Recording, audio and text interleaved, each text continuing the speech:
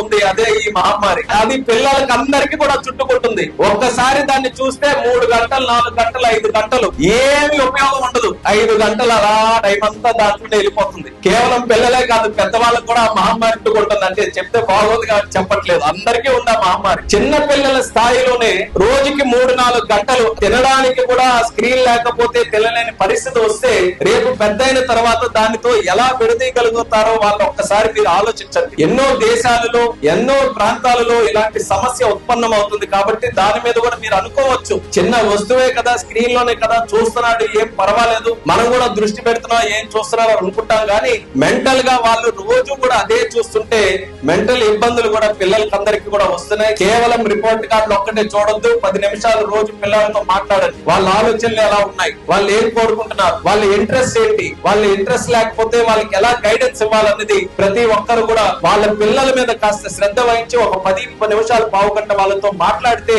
మీరు వాళ్ళతో మాట్లాడే మాటలు వాళ్ళ జీవితంలో ఏ రకంగా ఇంటరాక్ట్ అవుతారో అందులో ఒక మంచి మార్పు వాళ్ళని తీసుకొస్తుంది. ఆ మార్పు తల్లిదండ్రుల్లో ఇంటి నుంచే మొదలు కావాలని మళ్ళీ తెలియజేసుకుంటున్నాను.